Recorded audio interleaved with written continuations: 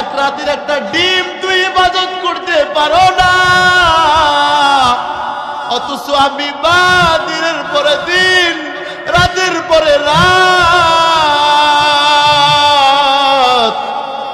তোরে পেটে নিয়ে ঘুরলাম। রাত্রেবেলা যখন শুইতে গেছি তুই আমার পেটের ভিতরে লাথি মারছ, আমি ডান দিক থেকে সোজা হইছি। একদিন সন্তান মাকে ডাক দিয়ে বলে, মা তুমি আমার জন্য অনেক কষ্ট স্বীকার করেছো, ত্যাগ স্বীকার করেছো গো মা, আমি তোমার ঋণের মূল্য দিতে চাই। মা চোখের পানি ফালায়া কান্না করে বলে, সন্তান তুই আমার ঋণের শোধ করবি। আহারে তোর জন্য এত কষ্ট করলাম আমি, আর তুই সন্তান আমার ঋণ শোধ করবি? বলে, হ্যাঁ মা আমি ঋণ শোধ করব।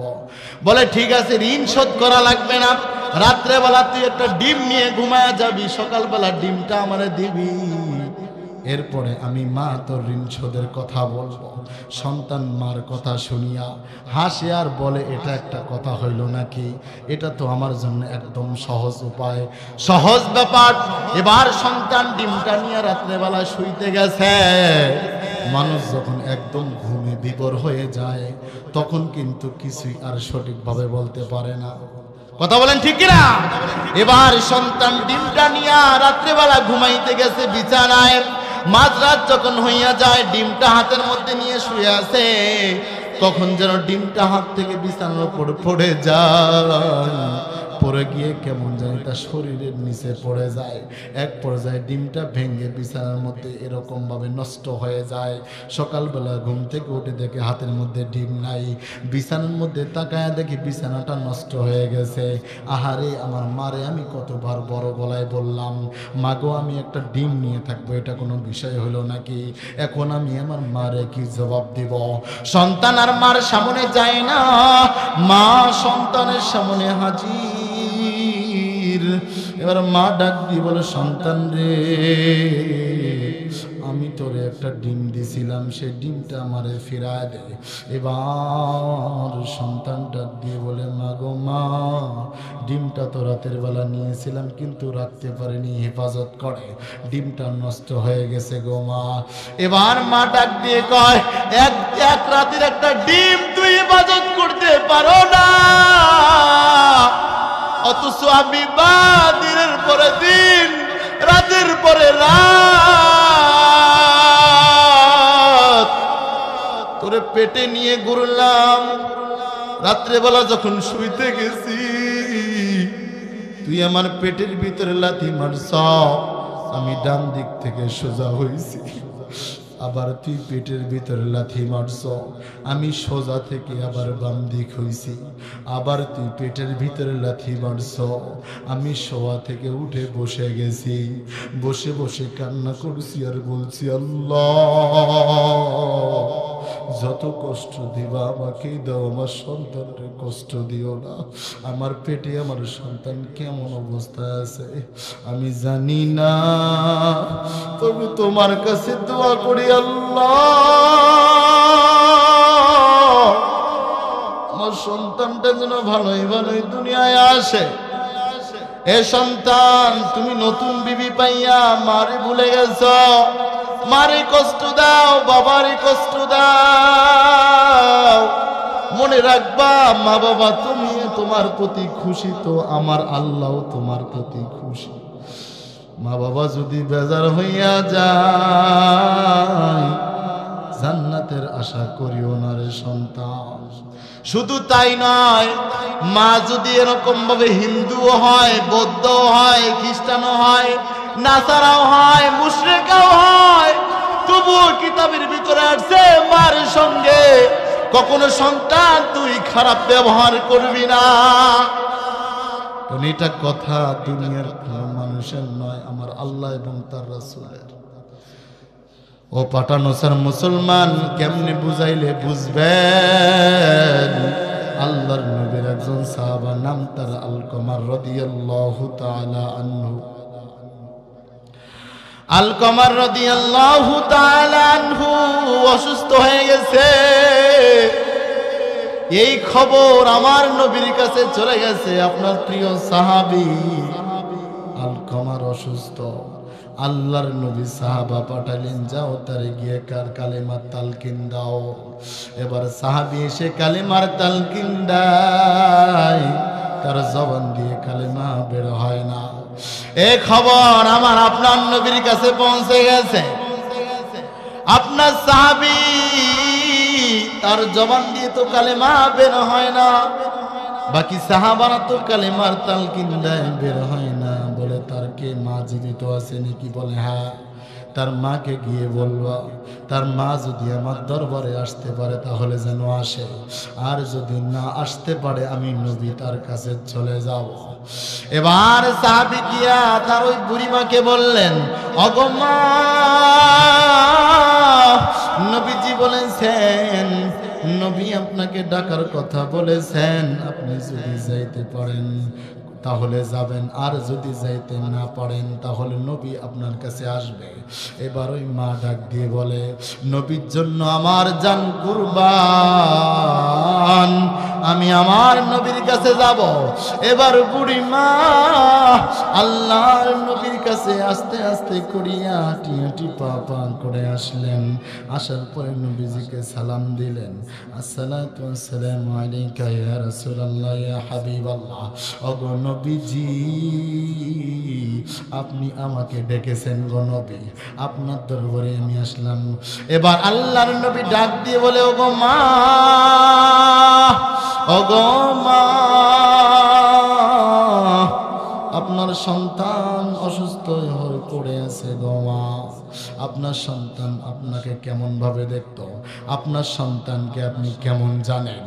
এবার মা ডাক দিয়ে বলে, আমার সন্তান খুবই ভালো, আমার সন্তান রমাদান মাসে রোজা রাখে, নামাজ বন্দেগী সব কিছু সঠিকভাবে আদায় করে, কোনো রকম কোনো ইবাদতের কমতি না, সবকিছু ঠিকভাবে আদায় করে।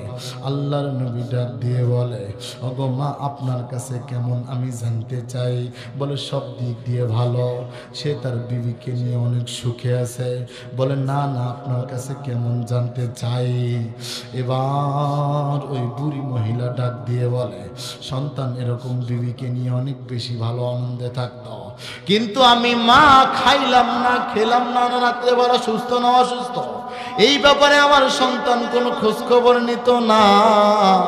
এই কথা বলিয়া বুড়ি মা চোখের পানি ঝরায় ঝরায় কাঁদে, আর ডাক দিয়ে বলে, আমার সন্তান আমার এরকম খোঁজ খবর নিত না।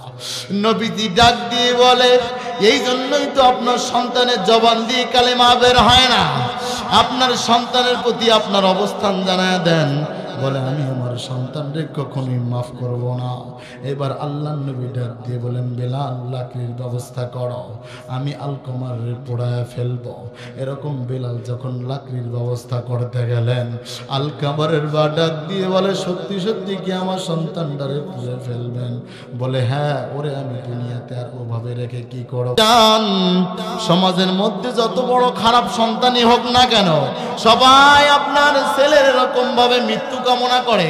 অমুক ছেলেটা মরে না কেন, অমুক ছেলেটার চরিত্র ভালো না, আমার ছেলেটা ওর সঙ্গে মেশার কারণে আমার ছেলেটাও নষ্ট হয়, এরকম বলে কি বলে না?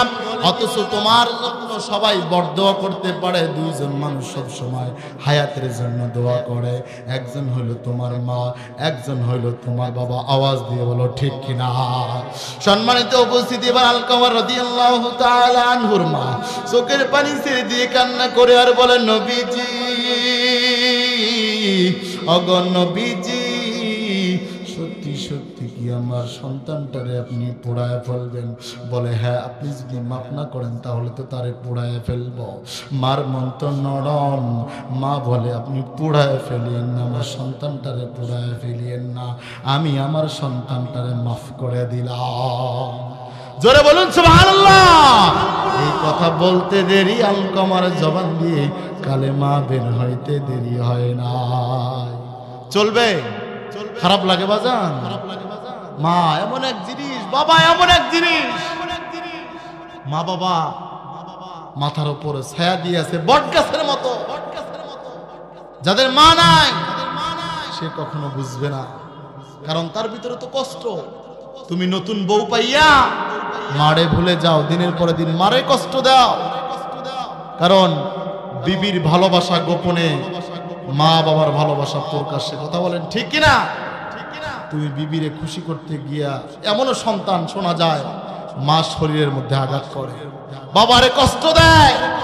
যে বাবা বিল্ডিং করে সেই বাবা বিল্ডিং এ থাকার সুযোগ পায় না, কুড়ে ঘরের মধ্যে থাকতে হয়, রান্না ঘরের মধ্যে থাকতে হয়, অতএব গোয়াল ঘরের মধ্যেও থাকতে হয়। কথা বলেন ঠিক কিনা? আপনাদেরই পাঠানো চাই মনে হয় না, কি বলেন আছে? এখনো যারা মা বাবার সঙ্গে বেয়াদবি করছো, আজকের এই মাহফিল থেকে তওবা করবা, মা বাবার কাছে মাপ চাবা, আর জীবনে বেয়াদবি করবা না। মা বাবা বেজার হয়ে গেলে জান্নাত কিন্তু শেষ হয়ে যাবে। হুমা জান্নাতুকা ওয়া নারুকা, পিতামাতা তোমার জন্য জান্নাত, পিতামাতা তোমার জন্য জাহান্নাম। তুমি কি চাও? জান্নাত চাও না জাহান্নাম চাও? কথা কন না, কি চান? আমরা সবাই জান্নাত চাই, কিন্তু মা বাবার কষ্ট।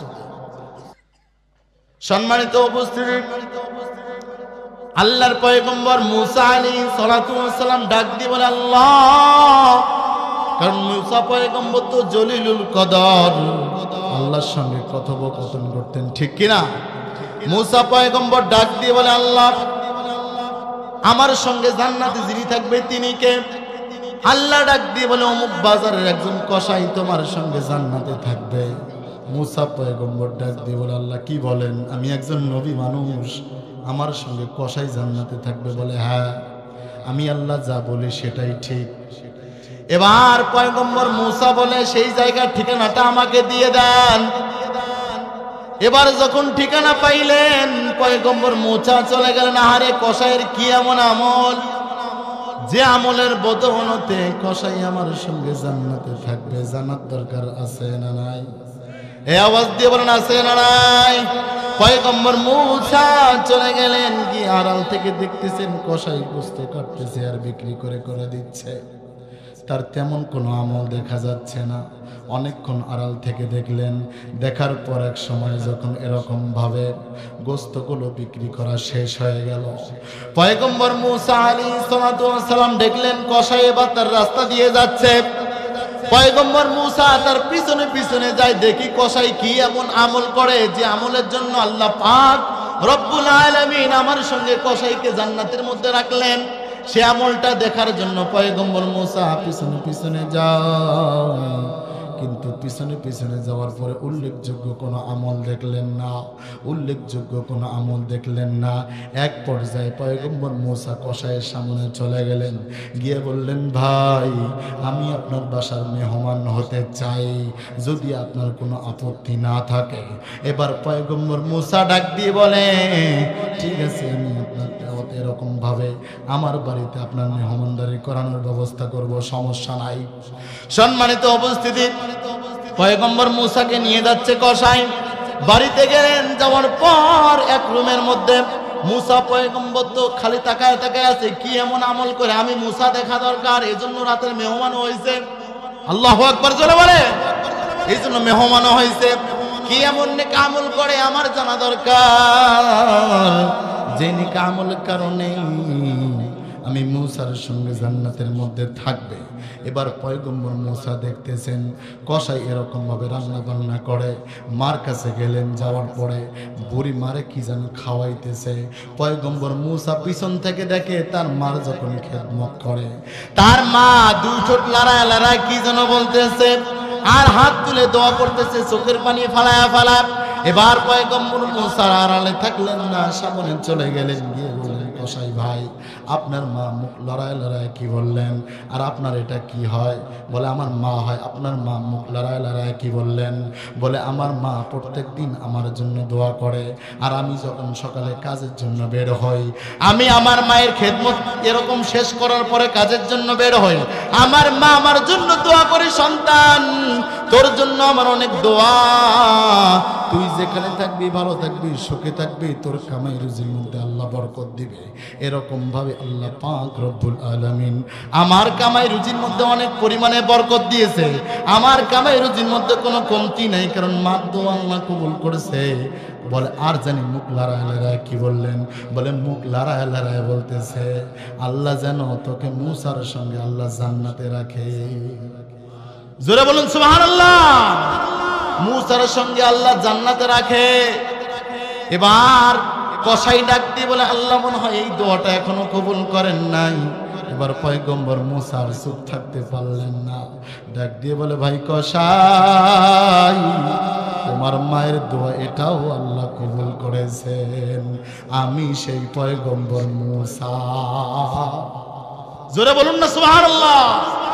তুমি তোমার মায়ের দিকে নেক নজরে তাকাবা, আল্লাহ পাক রব্বুল আলামিন তোমার আমল নামায় কবুল হজের সওয়াব দিবে। সুবহানাল্লাহ জোরে বলেন। এক সাহাবা জিজ্ঞাসা করলেন, ইয়া রাসূলুল্লাহ, ইয়া হাবিবাল্লাহ, আমি যদি আমার মায়ের প্রতি একবার নেক নজরে তাকাই তাহলে একবার কবুল হজের সওয়াব পাবো? বলে হ্যাঁ। দুইবার যদি তাকাই তাহলে দুইবার কবুল হজের সওয়াব? বলে হ্যাঁ।